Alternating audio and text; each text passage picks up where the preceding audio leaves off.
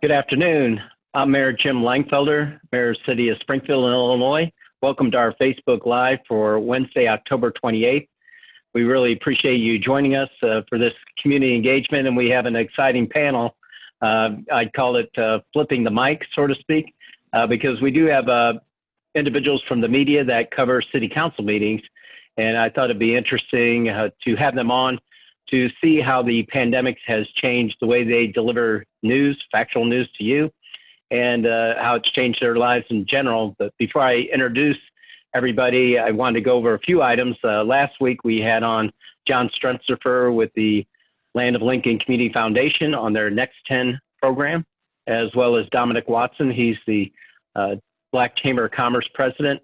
And the Next 10 is about what can we do, whether it's 10 individuals or the next 10 days or the next 10 weeks or 10 months, 10 years, and take a look at our community within Springfield and surrounding areas, but mainly, of course, for me, it's all about Springfield, and take a look at what are our challenges, what we'd like to see happening within our community. So it could be a project specific, like Benedictine campus, that's a vacated campus. What can we do with that area? And then, or come up with different ideas associated with our community, whether it's sustainability, walkability, bikeability, things of that nature. Whatever you think would be a great idea to come forward, you can go to their website, and I believe it's TN, like 10, capital T, capital N, the number 10, .org, and you can enter your ideas, and they're going to take those ideas and try to engage what makes sense by bringing resources together and individuals together to lift us to the next level with regards to our community, because our greatest asset is our people. Some of our, of course, our best ideas come from them, and it's all about working together and making that happen. So with regards to city operations, a reminder, especially for our three panelists, City Council next week is not on Tuesday. Tuesday is an election. We encourage everybody to vote. Regardless who you're voting for, be sure to vote, exercise your right. We really appreciate that. But the City Council meeting that typically is held will be held Wednesday at 5:30. Prior to that, at 3 o'clock, we will be having a public forum with regards to our Community Development CARES Act funds. We have to have a public hearing, and that will be right before that particular meeting. So I believe that's at 3:30. I'll verify it. It's either at 3 or 3:30 in the council chambers.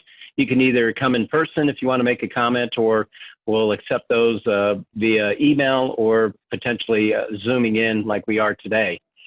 With regards to the pandemic, the numbers have continued to increase.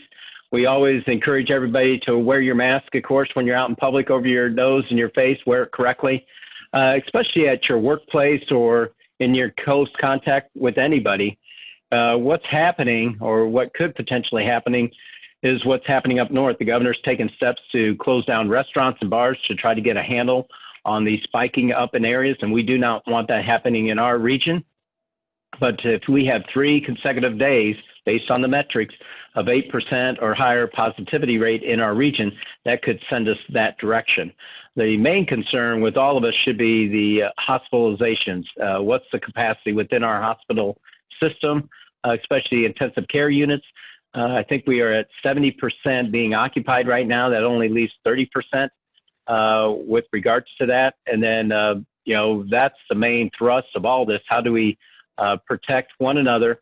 How do we make sure we have ample space in our hospitals to provide the services if individuals need to go that direction? Hopefully they don't. But the best way that we know of to make sure you don't fall ill, or anybody you work with, or anybody in your family, is to keep our social distance of 6 feet, wear a mask when we're around others, and then wash your hands as frequently as possible. And then hopefully there'll be a vaccine soon where we can move on in a better normalization of what tomorrow brings. But with regards to that, I can't emphasize it enough. It seems like the spiking is related to individuals that are having parties at their home or gatherings with friends and relatives. They kind of let their guard down. And unless you're living with the individual on a regular basis, you should keep your distance and have those same protocol. I know with myself, I come to work, but after work, I go home, I shower immediately. And when my granddaughter comes over, I still mask up. because I just do it for her safety. I don't want to infect her, and everybody should take that precautionary measure, especially as we move into the holiday season. And the next few weeks are going to be crucial because that's going to be the telltale sign if we're able to stay where we're at in region or with regards to level 4, phase 4, keeping the bars and restaurants open. But if we have a spike up, that's the next step backwards, which we don't want. And that'll be devastating to our community, not only from our eateries, businesses, additional ones being closed. We'd had enough closed already, but it could put other individuals unemployed, and we do not want that happening. So we appreciate everybody's continued support for our local businesses, and do what you can to make sure you keep yourself and others safe by keeping your social distance and masking up and washing your hands as frequently as possible. So with that, if you do have questions when our panel discussion, be sure to do it via Facebook. You send your comments in and we'll intertwine it in the discussion. Or you can always do it at feedback@springfield.il.us, email, and they'll provide the question to me. And then the other item is with regards to our website. You can go to our general website, springfield.il.us, to get any information related to city operations or the coronavirus. That we do have a page set up for new information, so I'd encourage everybody to go out there and take a look at that. But with that, it gives me great pride to introduce our panelists today. First, I'll introduce Dave Dahl. He's with WTAX, and Dave Dahl, he covers the Capitol building. The legislature, it's kind of quiet there now, but he can fill us in. But he also covers city business, so he has long days. I think mine are long. Dave's sometimes are longer. I feel sorry for him when he has to come to those city council meetings that go on at times for hours and hours after he's had a long day at the legislature. The pandemic has given him a little bit of reprieve since the legislature is not in as active as possible, but we really appreciate his coverage of the city council, especially on the radio side of things. So Dave, welcome to the program. If you could share with us anything you'd like about yourself, and we would appreciate it, and we'll go from there. So Dave. Mayor, thanks. Hello, Facebook Live audience. I was born and raised in Champaign and left Illinois for a few years and lived in some other places, and came back to Illinois to be news director of a station in Peoria. I was there 11 years, and then in 2007 I came here to work at the Capitol for Illinois Radio Network, and that has kind of transitioned into, as you described, Mayor, what I do now. I'm here at WTAX, and I'm at the Capitol a lot of the time too, although the last year certainly not. And I have 2 sons, I'm married, and we all live in Chatham. So thanks again for having me and being part of the show. Well, appreciate it. Thanks for being part of it. Next is a newcomer to Springfield is Tess Bentulan with Channel 20 WICS. And appreciate you being part of it, but we were thankful for having Tessa because we had rotational chairs, so to speak, at the council with regards to Channel 20, and it's really important that people have that aspect because we get in our regular routines, and media is no different from that. And for myself, I always try to watch the 10 o'clock news for sure, early in the morning. But sometimes what was missing, especially during the pandemic, with all our media coverage. Doesn't matter if it's radio, print, or television, it's important to get the community engaged, and Tess has filled that void with Channel 20 and covering our city council meetings. So thank you for doing that. If you'd give us an introduction of yourself, we'd appreciate it. All right, well, that was a sweet introduction of you introducing me. So I haven't worked here as long as Dave. Like you said, I'm still a newcomer to Springfield. I've been working with News Channel 20 for about a year now. Born and raised in Miami, Florida. So, Springfield's a little different for me. Never experienced the cold before. So, yeah, I've been working here for about a year. This is my first job out of college. I went to the University of Florida. So go Bears. So yeah, I love covering city council. I'm there, as you said, every single Tuesday. And it's nice to be able to, not only for viewers to be informed for them, for me as well, to be able to be up to date on what's going on in the city, especially since I live in the downtown area as well. Well, great. Yeah. Welcome to Springfield, and especially the winters of Springfield. So hopefully that doesn't chase you away, but it is nice having a change of seasons. So Yeah, we appreciate you it's so weird to participating. see colors change. So the leaves change, stuff like that. It's such a weird concept. Other than anything, other than summer, it's a weird concept still. Well, thank you. And last but not least is Brenden Moore. Brenden is a State Journal Register reporter. He's been, I think, covering city government for about 2 years, I believe. But he's great with regards to providing factual stories, which we appreciate. He doesn't editorialize. I learned that from my father. You shouldn't be an editor. You should just report the facts. And Brenden is, does his homework with regards to that. And we really appreciate the coverage, not only within city government, but also with our community and other special interest stories that he provides. So Brenden, if you would give us a little intro about yourself, we'd appreciate it, and welcome. Thank you, Mayor. So I've been with the State Journal Register full-time since June 2018. Was initially hired as the business reporter, but I also picked up the city government beat about a year and a half ago. So I've been doing a little bit of both of those and a little bit of everything else in between. I'm initially from the Chicago area up in Lake County, and went to school at DePaul University, go Blue Demons. Graduated there in 2017, and like a lot of kids just graduating college, didn't feel quite ready to go right into the workforce, so decided to go to grad school, and that's what brought me to Springfield. I went to University of Illinois Springfield. I was in their public affairs reporting program, so I had an internship in the State House with the State Journal Register, and they liked me enough that they kept me around, and I've been here ever since. Love covering Springfield, and a lot of nice people here, so so far so good. Oh, great. And that shows the power of UIS. A lot of people might not realize that. I speak about my son once in a while, and his friends have come from Chicago area to UIS, and they end up staying, and you're proving that method out. So we appreciate you being here. Yep, living proof.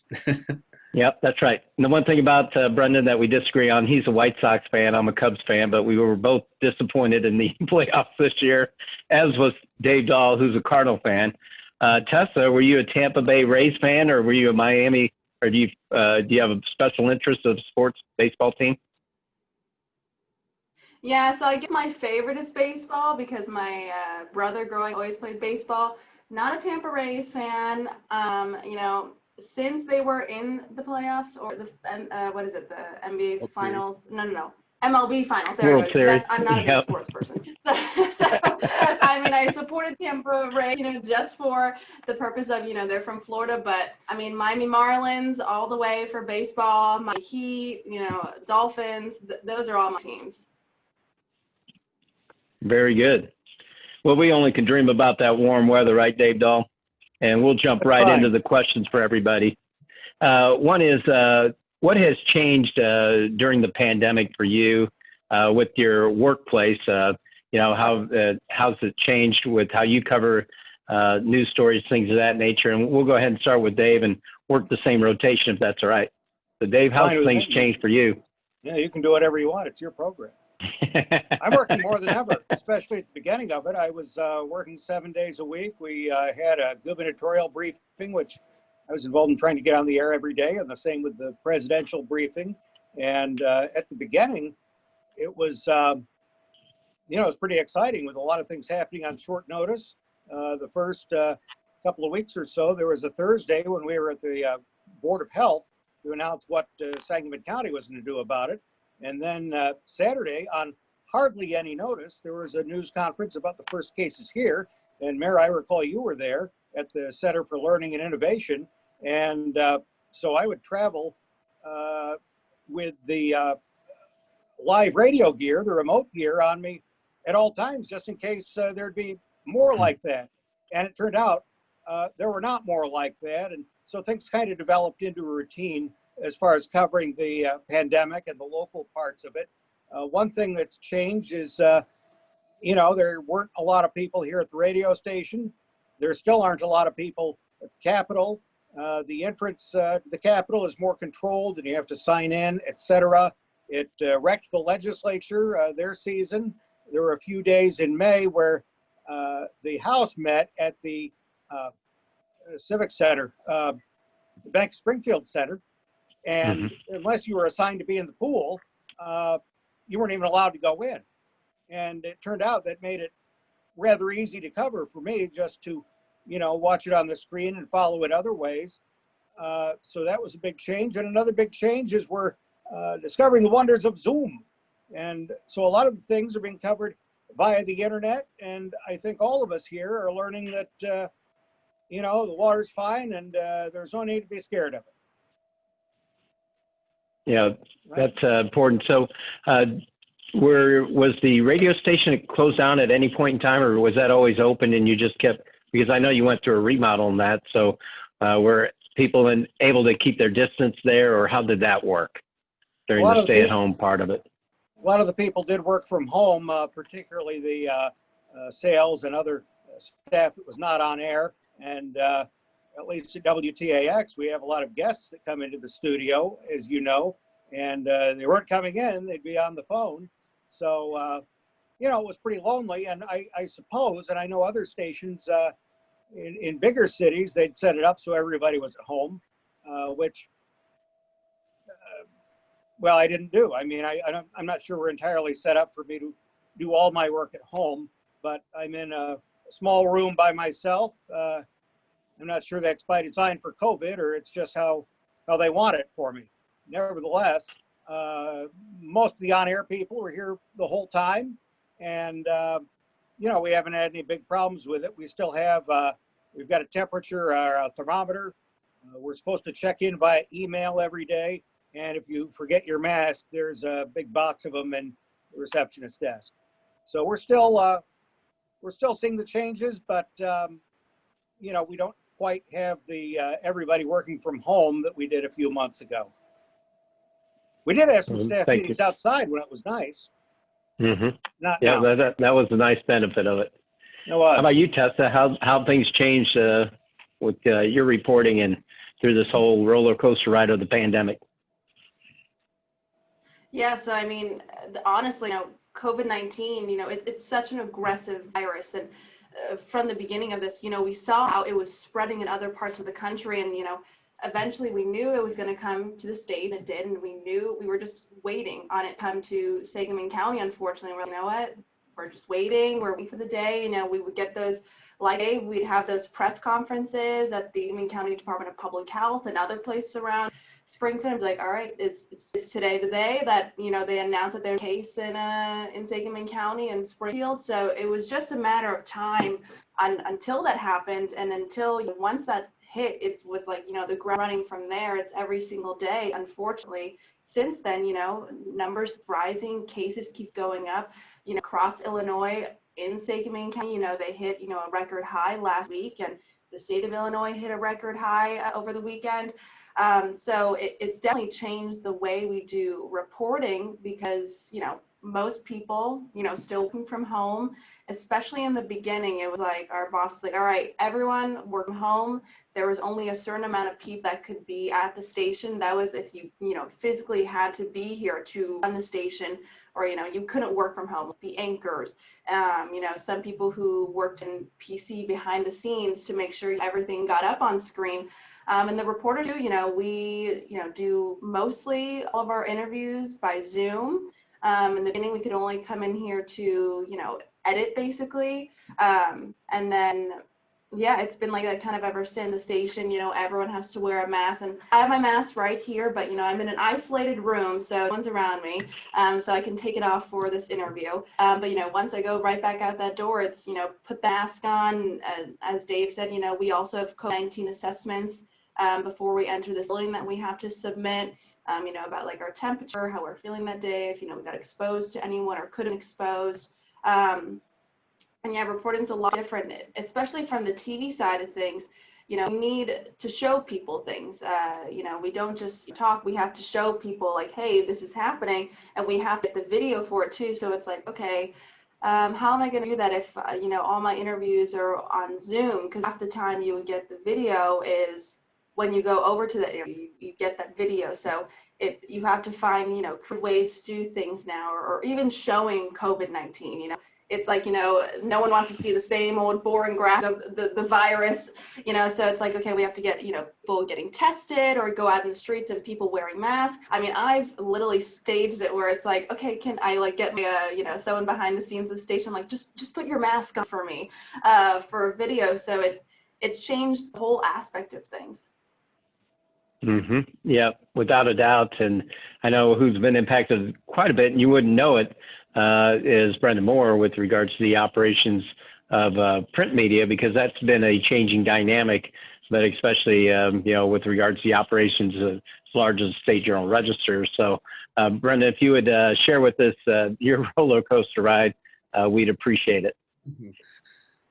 Yeah, so the immediate impact was, we have not been back to our office since March. I think March 15th or whatever the date was, where everything kind of went, everything got shut down, and we have not been back since, and we're probably not going to be back for the rest of the year. So I've already, like you probably noticed at the bottom of my stories, my contact information, I've taken off my office phone because you won't be able to reach me on my office phone because we're just not in the office. And so it's been really has changed the way we do things, and it's had a huge impact on print media. Our advertising really collapsed right after, because nobody was out buying anything. Yet, our page views were going like crazy because everybody wanted to learn about the virus and wanted to get any information that they could out of it. So it was just kind of an adjustment at first, because we're working from home, we're trying to provide information on it was kind of a moving target, if you will, because we've learned so much more about the virus just over the past few months. But in terms of like day to day, yeah, I'm working from home, and I think we have a little bit easier than, say, someone like Tessa, because we don't have to have people on camera necessarily. I mean, our photographers are still out in the community taking pictures and covering the story and stuff. But it really has kind of expanded what we do day to day, which is calling and texting sources, and it's really kind of put a spotlight on the importance, at least for journalists, on the importance of having relationships with sources, with officials.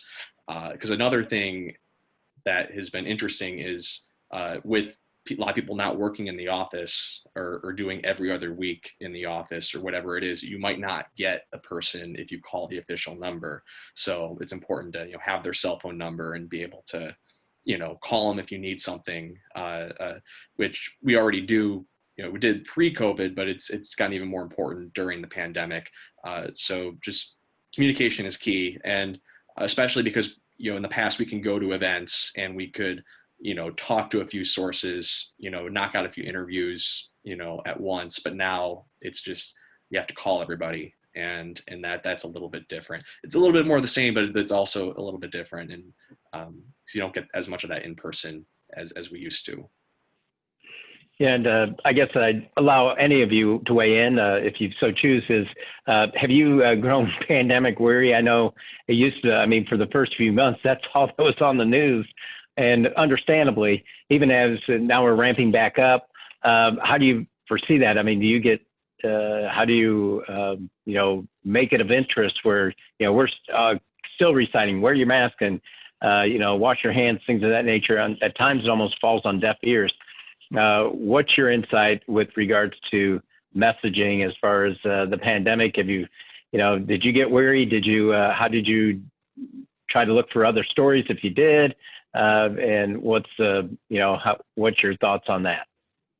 It's a big deal and people need to know about it. And it's an endless source of local stories, unlike, for example, 9/11, which was in a way kind of the same and in a way totally different.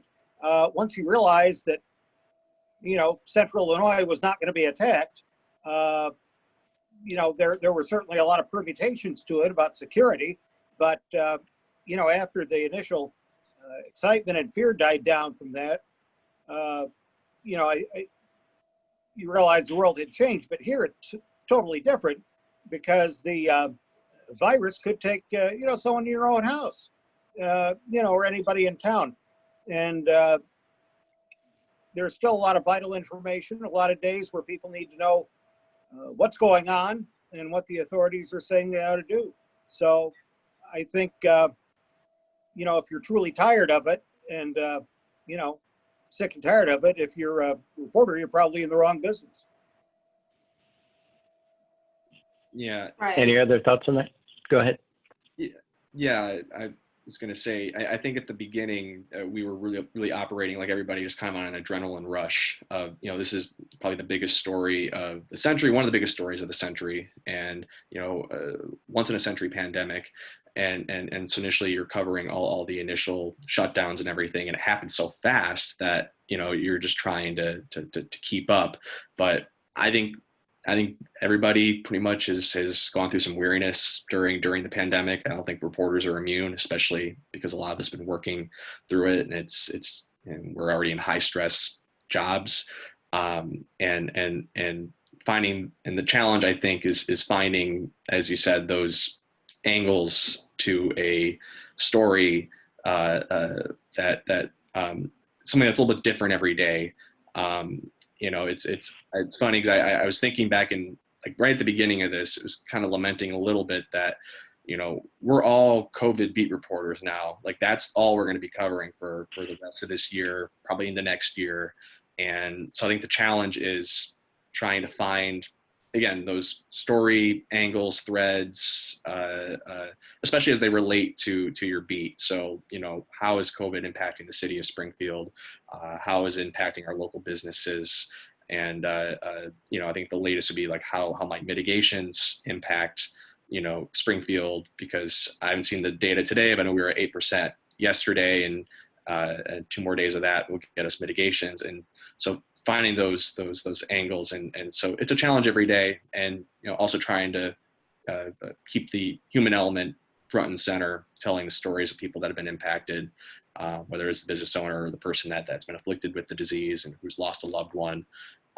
So there's no shortage of stories. It's just finding them and having the time to tell them, and you know, having the energy to, because again, it does get a little weary after a while. Mm-hmm. Tess, do you like to add something to that? Yeah, so kind of, you know, what Brendan and Dave, it's all correct. You know, there's not a day that goes by since this pandemic started. Every single day in our newscast, there's something COVID related, whether it be, you know, we're reporting the numbers every single day. That's always at the top of our newscast. And in almost every single reporter story, you know, it's something is related to COVID-19. You know, it's changed everything about society. Whatever you do, it's like it's related to COVID-19. And yeah, you know, same with us, like, oh my God, you know, another COVID-19 story. You know, nobody wants to report on this anymore, but it's important. It's what people need to know, and there's new information coming every single day. This is a aggressive virus, as I've said, you know, and it's not going away. So, you know, people need to know about this. And so, you know, adding on to what Brendan said, you know, it's affecting everybody, and even us too. I mean, at our station, you know, people got in COVID, you know, we've reported on it. We've been very open about that. And it's finding that angle that people will care about. And it's people like them. It's, you know, they want to hear from people out in the community. So, you know, we'll go out into the street, we'll ask people, hey, you know, how has COVID affected you? We'll ask businesses. You know, a big thing that we've noticed here is that people, especially in Springfield, what I've noticed at least, is that people really care about the community here. They care about their local businesses. They care about the other people here. They really care about, you know, city stories that affect them. And so that's how, you know, we get that emotional, and, you know, the angle people, you know, will listen to is, you know, how is it affecting, you know, someone else just like them? It's like, you feel so alone in this because you're only thinking about it in yourself, and then you hear from somebody else, you're like, oh, you know, don't feel as alone anymore. Even for me, I hear people's stories like, oh, okay, you know, like, I'm going through the same thing. Other people are going through the same thing. You know, we're all in this together. And getting those stories of the local businesses, you know, talking about, you know, potentially closing, or, you know, they're like, if, you know, if there's another restrictions or more mitigation in place, because of that 8% positivity rate that unfortunately we're seeing here, can they survive? So yeah. On the, you touched on an important part is the isolation factor. And I think, people feel that way at times, not as connected. For yourselves, what have you done to, not feel that way? Anything in particular you'd like to share? Well, Everything's fine. Yep. yeah, I'm essential. And so I've been working every day, and most of that's been outside the house. And we talked about earlier working from home. I actually work from home a lot, not because of the pandemic, but there are some things that I cannot do at home. So as I said, I've been working more than ever. And a lot of that has been, outside or at the station or other places. My wife is also essential. My son, on the other hand, the one who's in high school, has been home since spring. And then my other son, who's disabled, the high schooler watches him. So the two of them are, the ones that are housebound, and I'm not. You miss going out to eat. You miss going to ball games or the Muni or any of the things that you enjoy. So I'm not happy about that. But at least I can, come here and process with the news and talk with Joey McLaughlin every morning and, maintain some normalcy like that. I usually get up, I can't wait to come to work. Great. Tess or Brenden, you'd like to share with us any insight you have on that topic with regards to that? So I love going to work. I start at 12 o'clock each day, and so I try to wake up around like 8. We're going on morning routine right now. We're waking up at 8 a.m. I watch the news from the night before, and I catch up in the news in the morning. Read articles and stuff like that, even from our station. But way to kind of escape everything COVID-19 and whatnot. I watch a lot of TV. I watch a lot of Netflix. is a way to cope with it. Gilmore Girls, all light TV shows is what I like. Things where I don't have to think is kind of my way of coping with this pandemic. I think that's a good point. I think Netflix stock went way up too because of the pandemic, but it's good. You have to have that downtime with relation. How about you, Brenden? What do you do to feel not so isolated? Mm-hmm. Yeah, it takes a lot of effort because especially when you're working from home every day, it's very easy for that work-life balance to kind of blend in and there not to be any distinction. So that was a problem for me early on, but I really tried to make an effort to, try to these are my work hours. This is my time off to recharge the batteries, relax. Like Tess, I like to watch some TV, watch some Netflix or Amazon Prime or whatever it is. And also still see friends. I mean, it's important to reach out to friends and to loved ones and still get that social connection. I'm lucky that I'm an essential worker. A lot of my friends are also reporters, so we still get to see each other. We'll still go out sometimes, socially distant, of course, grab a drink or whatever. It's so important to, even though, what we're doing is really important in our jobs, it's important to step back every now and then and relax and not think about COVID, or else, we'll just burn ourselves out. Which, and we're not the only ones. Like a lot of people, a lot of professions are feeling that. And so it's important to take that time to relax and do stuff you like outside of work. Sure.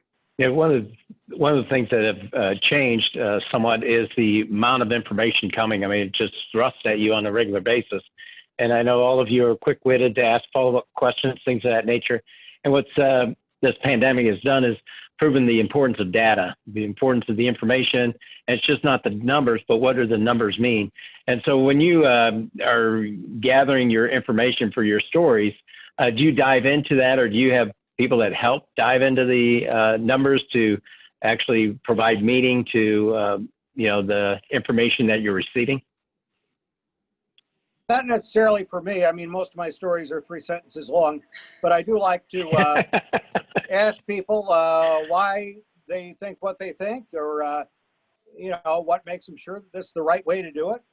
For example, not to get into all the oppositional stuff, but for example, one lawmaker in Southern Illinois said instead of going by the positivity of the test, why not go by how many people go to the hospital? And that's a better measure of it, he said, than, what we're doing now. So there's more than one way to look at it, but in terms of crunching the numbers, I leave that to others. I leave that to Brenden. Yeah, right. So every day in the paper, we have a story on the COVID numbers in Sangamon County, usually across the state as well, and the surrounding counties. And we report, obviously we have all the numbers in there, but we try to tell the story beyond the numbers. Like, where are those numbers coming from? Where are those cases coming from? Like, if there's a spike a certain day, why is there a spike? And typically, we'll call up, the county health department, and they'll be like, oh, well, there's a breakout at this facility or that facility, and so there's a reason for it. Or maybe there is no reason, which is probably the scariest thing in the past week, is that there is no one place where our positive cases are coming from, so that there's just wide community spread, which is another part of the story. So yeah, it's putting words behind the numbers. I think that's a lot of what we're doing, especially when we're reporting, these positivity rates and deaths, obviously, and hospitalization percentages. I think a lot of people who have been reading news the past 6 months or so have gotten used to a lot of these terms and a lot of these numbers, but it's still daily just trying to tell the story behind those numbers. And so that's what we do every day at the paper. Mm-hmm. Yeah, Tess, anything you'd like to add to that? Yeah, so kind of same here, it's our job to find those numbers and to get those numbers and ask those officials at the Illinois Department of Public Health in Sangamon County and the surrounding counties, to send over those numbers, and they usually send it in a press release. But it's not only just giving the numbers, that's just part of it. As a journalist, your job is to ask why, kind of as Brenden said, why are these numbers so high? So that's when you call the doctors, infectious disease doctors and those health officials, and you ask them, why is the number so high right now? Why are we seeing a spike? Why is there 8% positivity rate across, the state, our region? And you have to find out, where it's coming from. And sometimes, widespread, throughout the community. Sometimes I know on Sunday they had a press conference at the Sangamon County Department of Public Health. They said, a lot of it is from restaurant and bars. Then, you talk to the restaurant and bar owners, and, you ask them, are you following COVID-19 guidelines? If so, what are you doing? If not, why not? We ask people, there's widespread, COVID-19 is spread out throughout the community. We ask people as well, just on the street, hey, are you following? Why do you think that there's, a high number of cases right now?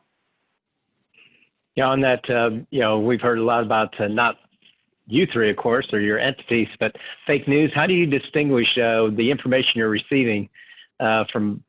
How do you verify it, or make sure it's not fake? That I know you usually ask me a follow-up question to make sure that there's nothing fake coming. So how do you do that from your perspective?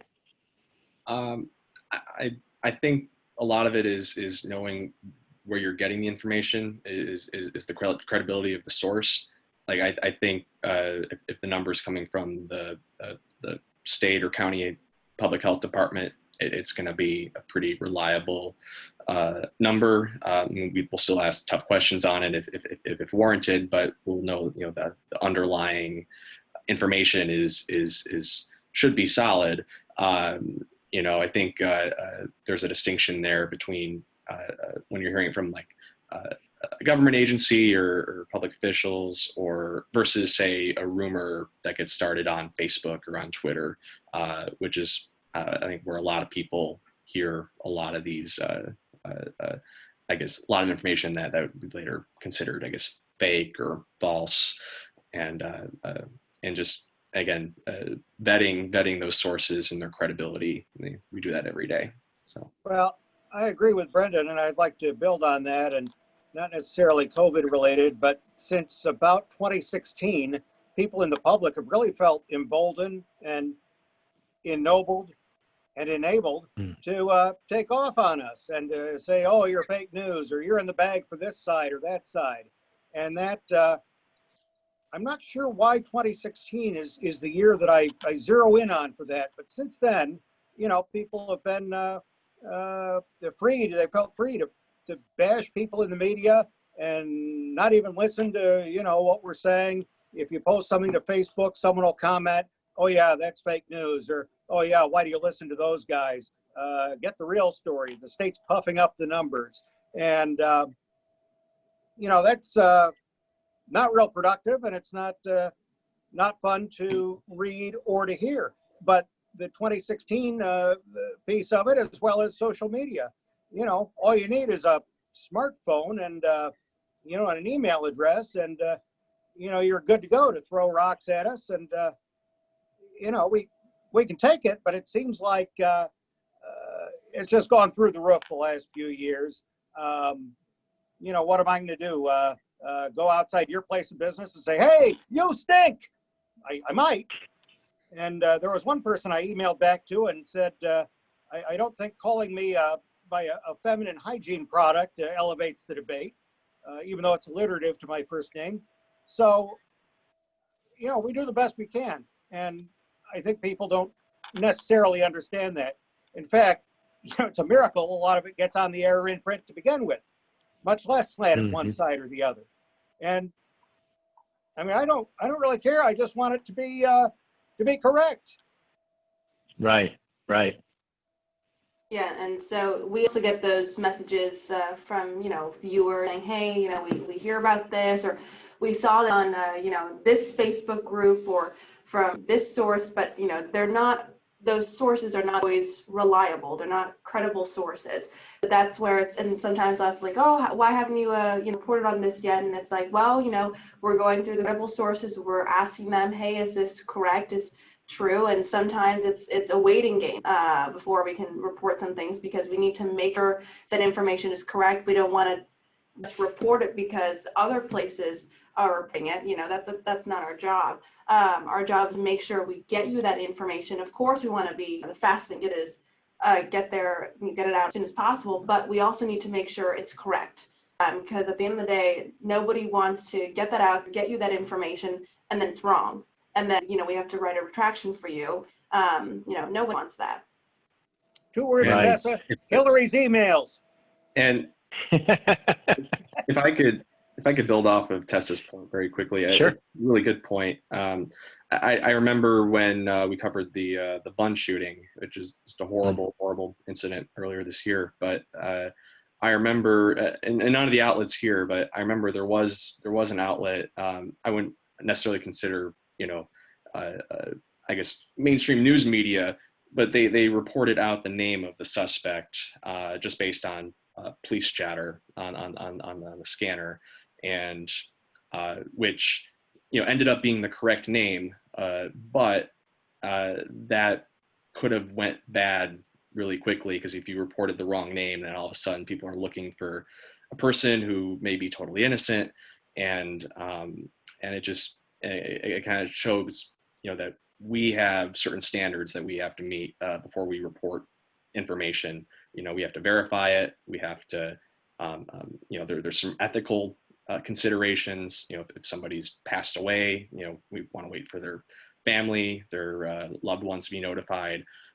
Certain things like that, where I think there are other, like if it's just somebody posting on Facebook, they're not bound by that.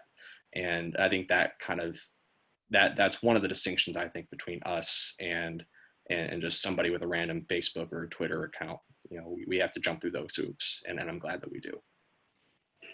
Yeah, if any of you would like to expound upon that, you know, how have, you know, cell phones changed the dynamic, as well as social media, on how's that all impacted journalism? Oh, I mean, Any additional comments?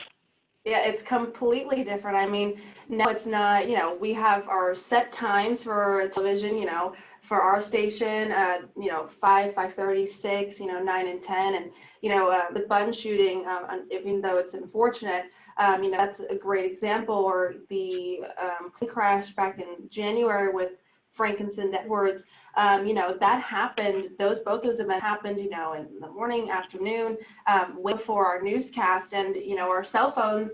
Now it's like you don't have to wait until the 5 p.m. show. You don't have to wait for hours anymore. You just pull out your cell phone, go, do a Facebook Live or tweet, live tweet while it's happening, and people get the information. And you're like, it's not that you have to wait anymore. It's like, hey, look behind me. You can see behind me that there's, a big police presence. This is what we know so far. We'll have more, and you can kind of tease your shows a little bit.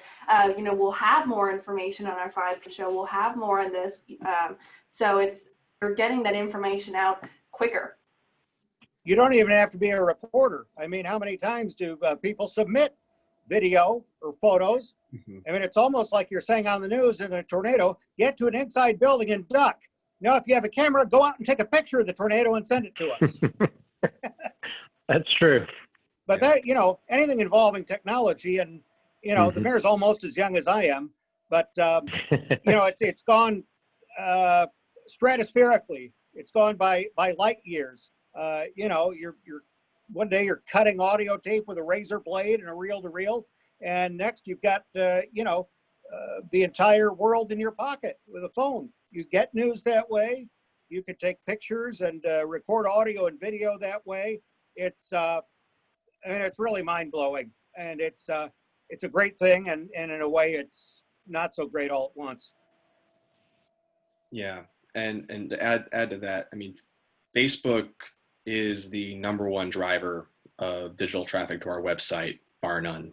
I mean, that's just where a lot of people get their news. They see it on Facebook or they see it on Twitter, and especially among people of my generation, I want more people to subscribe to the newspaper, but the reality is a lot of people, when the first thing they do in the morning when they get up is they check their Facebook, they check their Twitter feed, and something that a challenge for our industry moving forward is how do we reach those people?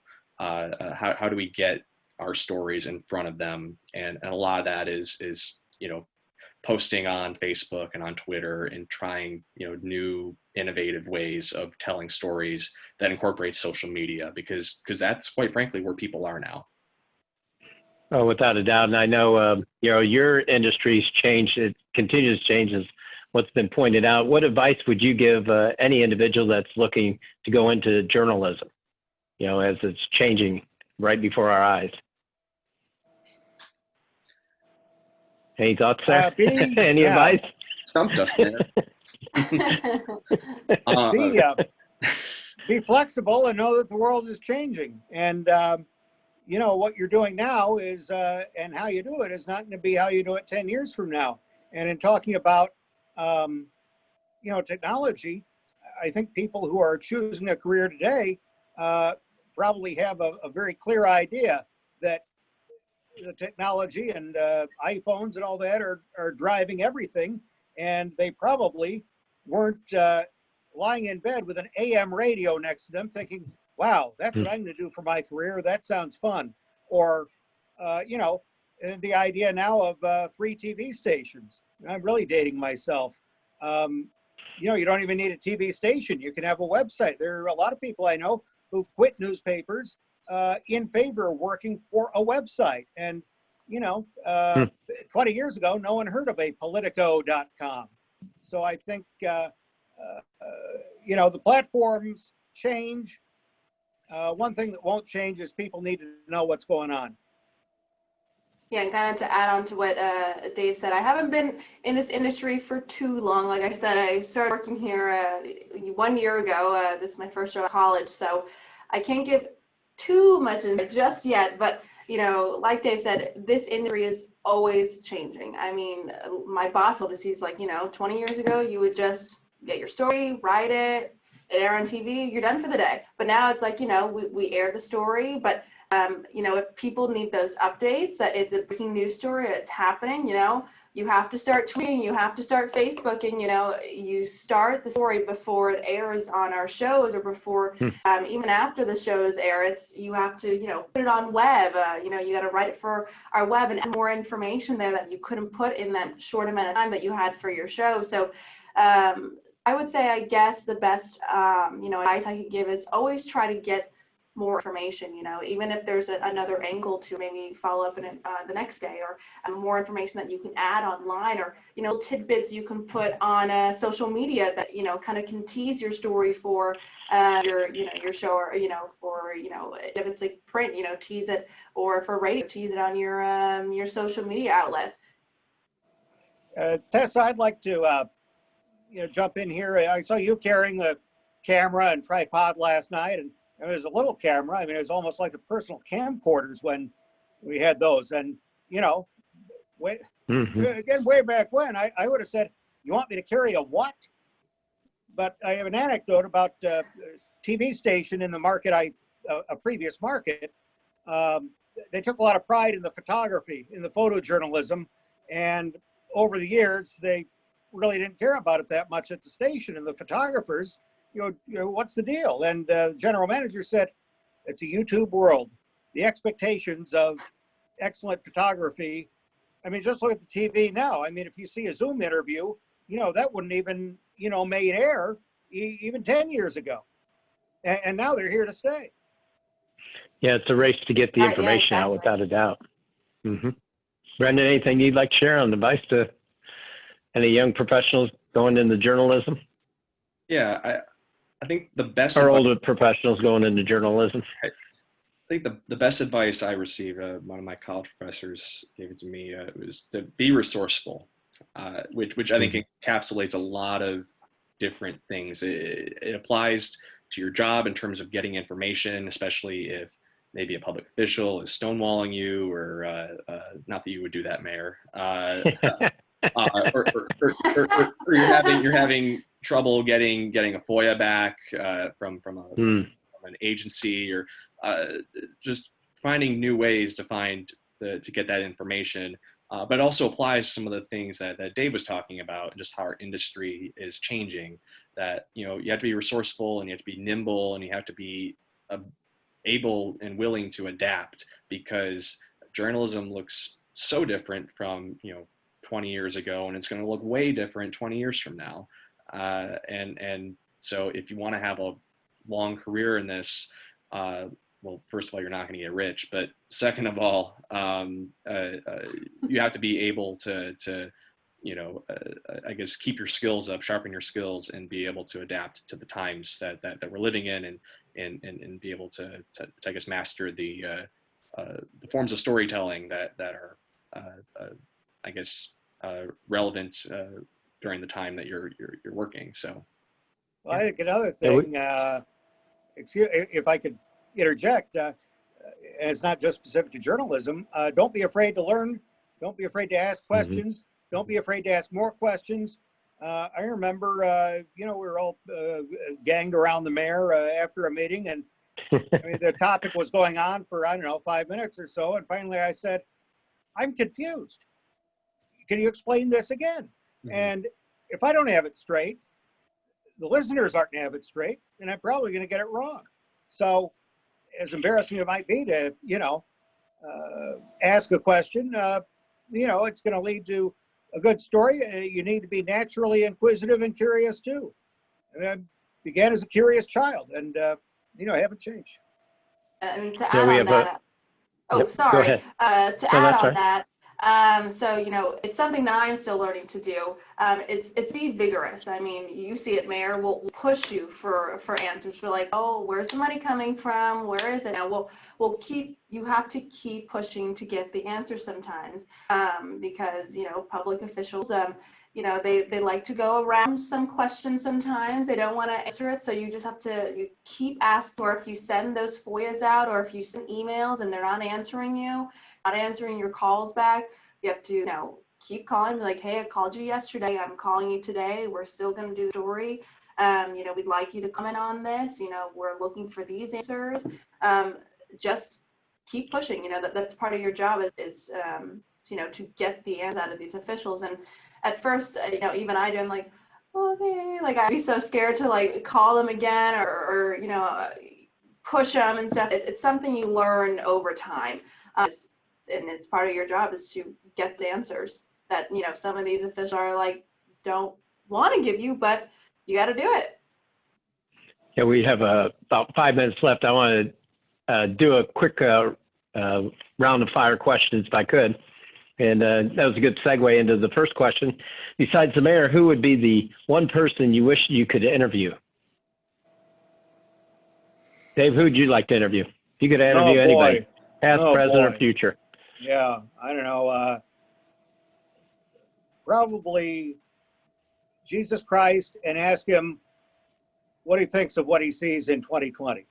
Oh, very good. I was going to say Jesus Christ as well, or maybe John Lennon or John Kennedy. Mm-hmm. Oh gosh. Tess, did you remember any of those people? I know Jesus Christ you would. I know John I'm Lennon. young, but I'm not that young. I mean, like, other people are like, you're 23? What the heck? And my boss will talk about 9/11. I'm like, I was like, alive, but I don't really remember. I don't know who I would interview. I guess, honestly, yeah, Jesus Christ, like, hey, are we doing okay? What do you think? The four of us will get together. That's right. Tessa, So, Brenden, we'll Jesus, do a round and Dave. table. What about, do you have any pet peeves when you do interviews? Any pet peeves? Well, in listening to Tessa talk about trying to get the story, it reminded me that you've got to listen. If the answer is, I'm going to get on the spaceship right after the Martians land in the front yard of City Hall, my next question can't be, and what's your dog's name, Mayor? So you have to listen and build upon it. And in the same way, listen for when folks don't answer the question. In terms of interviews, I don't think I necessarily have a pet peeve, although, I think I'll just stop there. Any pet peeves? Maybe small one. Maybe when some reporters like to ask a lot of off-topic questions when you're doing a principal, whether it's a mayor or governor or president or whatever, and that's fine, but also oftentimes they're limited in the amount of questions that they'll answer. So when you want to get answers on some specific things, and then somebody's hogging all the questions, sometimes you just have to be a little bit more aggressive and you have to shout over them a little bit. But yeah, that's probably a pet peeve for sure. Yeah, adding on to what Brenden said, for sure it can be a little bit annoying when we go, off topic and stuff like that. It's like, okay, we're here for a specific reason. If you have that time, that's great, at the end of the interview. But if you don't, to stick to that one topic. I'd say maybe this is probably only a TV thing. So, there's only so much the camera can show. So, and I get it, TV is nerve-wracking for a lot of people, being in front of the camera. I understand that. Even for me, sometimes I still get nervous, but we try to keep someone in frame in the camera, and you kind of stay still. But sometimes people will sway or move around off the camera and stuff, and so especially when you're by yourself, a one-man band, you're trying to like move the camera, but also hold the mic and okay. And so you kind of tell someone like, oh, if you could just stay in that same place, look at me during the interview, and sometimes you got to tell them that again. But I get it. The camera, being in front of a camera is nerve-wracking. I understand that. Yeah, do any of you have a favorite story that has stuck with you, made an impression on you, that you covered? There was a thing at the Capitol for child abuse, and I think there was, I don't know if it was a coloring book or something, but there was a little girl who was like 6 or 7, and she had written and was telling a story about how she had been abused. And I thought, I've covered a lot of things, but that's one of them I can remember. I think for me, recently I did a story about, just teachers and remote learning in District 186. After listening to a District 186 board meeting, there was parents literally crying, and teachers, also not crying, but you could feel their emotions, like just listening to them. And I don't have any kids. I have been out of school for over a year now. I don't know what it's like to be a teacher, and so we're reporting on this, but sometimes you don't see the full thing. And it's like, oh my God, you know, when you hear these stories and like, wow. And so I pitched that the next day. And we got a really good response from it, you know, because I interviewed a lot of teachers and some parents telling me just their thoughts on remote learning and how hard it is right now, just how hard it is to have their own children at home with them, whether it be a teacher and a parent, or, you know, or both, and just having to also learn and navigate this new system called remote learning that, you know, nobody knew how to do before this. How about you, Brenden? Follow up those two. But about a year and a half ago, I traveled down to suburban St. Louis to cover the 100th birthday party of Ed Reich, the last brewer of Reich Brewing here in Springfield. For those who don't know, that Reich was a brewery that I think was from like 1850s to like the mid 1960s was with Springfield. They had a brewery on Rutledge Street right by where Memorial is now. And so anyways, they had, it was at this nursing home down there, and, you know, it was 10 kids were there, a bunch of grandkids and great grandkids. And it was really cool because it wasn't just a 100th birthday party, but they surprised him by kegging the first, or tapping the first keg of Reich beer in more than 50 years.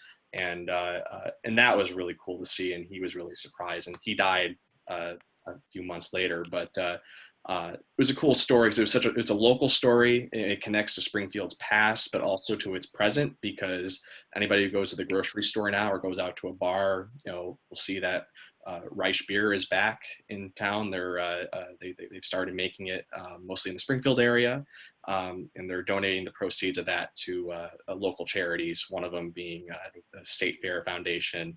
They're actually the Foodorama Pavilion is going to be named after Reich. Mm-hmm. So it's just one of those cool stories. I love, you know, the history aspect, but also how it connects to present day, especially with the craft brewery movement in Springfield, and just how it kind of ties in with the past and what's happening now.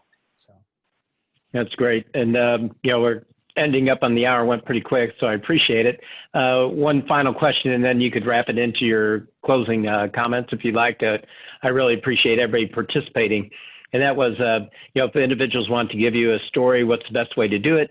And then one question we didn't cover is do you think Zoom's here to stay through how you cover the news with interviews, things of that nature? And then if you'd like to wrap it up in a comment, that'd be great. So Dave, you know, how would people get the news to you? And then also, you know, do you think Zoom's here to stay? And then wrap it up if you would, please. Thank you. Zoom definitely here to stay. You know, it's made the world a lot smaller. You think the internet's made the world smaller. Zoom has made it like a neighborhood. We're covering stuff all the time that way.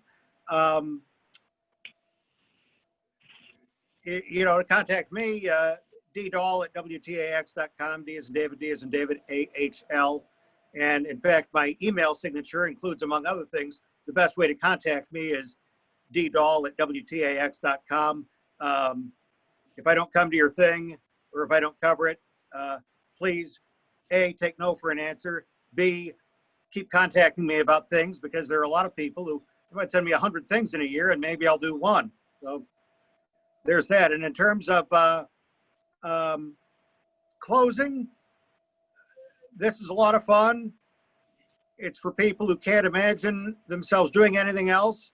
If you can imagine yourself doing something else, maybe you should try doing that thing, because for people who, everyone who's in it really likes it. And if you don't really like it, it's not going to be that rewarding, talking about getting into this business. And thanks for having me, Mayor, and Facebook Live audience. Thanks for watching. Well, thank you, Dave. It's been a pleasure. And you're as witty as ever, so thank you. Oh, thank you. Tessa? Yeah, so Zoom, it's not leaving. So, you know, Dr. Fauci, Anthony Fauci has said, you know, things don't look like they're going to be going back to normal until the end of next year. And though as long as this virus is around, you know, Zoom is going to be around. And I think it's going to be here for a long time to stay. In terms, you know, getting in touch with me, I'm a millennial, so I'm on my phone 24/7. The first thing I do when I wake up, check Facebook, Twitter, Instagram. It's right before I go to sleep too. And I always have my work phone on me. And so if you Facebook message me, if you, tweet at me, email me as well, that's on our website, my email at tpbentulan@segtv.com. That's on our website, it's on my Twitter, the email, I'll answer you. I always answer messages from people if it's about stories or, about, a story I did today. So it's very easy to reach out to me. I answer back super quickly. I had this guy actually messaged me the other day about where I got my mask and through email. So I was like, oh yeah, and in 10 minutes I answered him back. So, and then, I love journalism. When I first got it at high school, I didn't know what I wanted to do. And so I kind of found my way into, I really always liked television growing up, and my parents always watched news growing up. So I was like, okay, I can see myself in this industry. And so as I went along in college, I realized that the niche of what I wanted to do in journalism, and it was local news and world news and stuff, is what I really wanted to get into. And so, some days it's hard, and some days, you're going to be burnt out, and, you're just like, oh, I want to go to work today. But, some people, everyone feel that way every so often. But there's a certain routine with journalism in the TV world. You get your interviews, you edit and stuff. But what I really like is that a different story every single day. And you get to talk to different people every single day. That's my favorite part of it. And I love going out into the community. I love the reaction that we get on stories, and especially if you feel that a story is important, and that, especially now during this pandemic, that people come to you for news to get this information. You are the first person that they go to when it comes to get all this information, other than, press conferences with the governor and with you, the mayor, and stuff like that. So it's nice to be a reliable source, and that people will come to get that information is what I really love about this. Well, thanks for being part of it, Tess, and thanks for sharing your window of the world with us on a regular basis. So, Brenden? Yeah, thank you. Thanks for being here. Yeah. Zoom, yes, here to stay. And best way to reach me is probably email. So it's bmoore@sj-r.com. I'm also a millennial, so you can get a hold of me on Twitter as well. My handle is at BRENDENMOORE and the number 13. And so just DM me, and yeah, we'll no guarantee that I'll come out to cover your story or whatever, but I like getting as much information as possible. So I'll definitely see it. In terms of closing, it's an incredible privilege to be a reporter. I consider myself blessed. It's something I try not to lose sight of every day, that I get to do this cool job every day. I get to wake up and cover something new every day, and I get to meet so many interesting people and cover so many interesting topics. And so it's great. And I have great colleagues at the State Journal Register. And I guess the last thing I would say is we would appreciate it if you would subscribe to the newspaper. It's only $5.99 a month for a digital subscription. The paper is not as large as it used to be, but it's so vitally important that people support their local newspapers, especially medium-sized communities.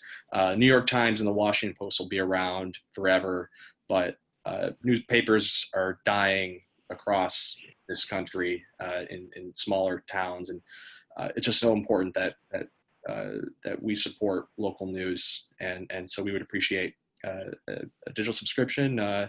So subscribe, and then tell the bosses how you feel. Tell them what you want to see in the paper. So thank you so much, Mayor, again, for having us on. Appreciate it. Well, thank you, Brenden, and thank all of you. That's an important way to leave it, because what you've seen is the sincerity of journalism right here in Springfield. And, I've seen it, how it's these individuals are stretched, but they really provide a valuable service to each and every one of us, and that's what's happening in our community. And they do it in a sincere, truthful way. And, I don't always agree with what they put out there, but it is important, because that's what really makes us a better community.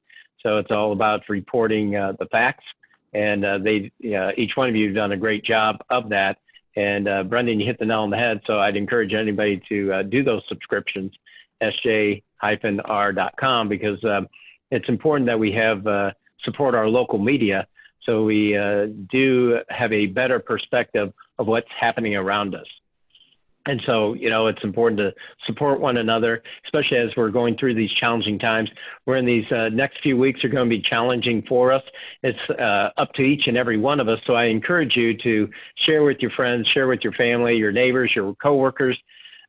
Explain to them the importance of keeping our social distance, masking up, and washing our hands. We don't want to be in the 8% range where the governor has to take steps that he doesn't want to take. We definitely don't want to take in closing bars or restaurants. We've had enough of that. We want to move forward, and we only can do that together. So it's important to be respectful of one another and support one another, whatever industry we're in. But it's important we move in that direction. As a reminder, next week we will not have Facebook Live. We'll rejoin the week after. Again, next Tuesday is the election, so I encourage everybody to vote. The City Council meeting is at 5:30. Prior to that is the public forum associated with our consolidated plan and our health care's money, so we encourage you to provide feedback.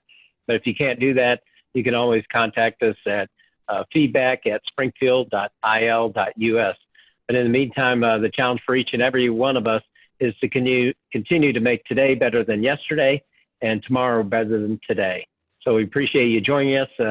And please continue to respect one another, and we'll get through this and provide for a better tomorrow together. So thank you very much.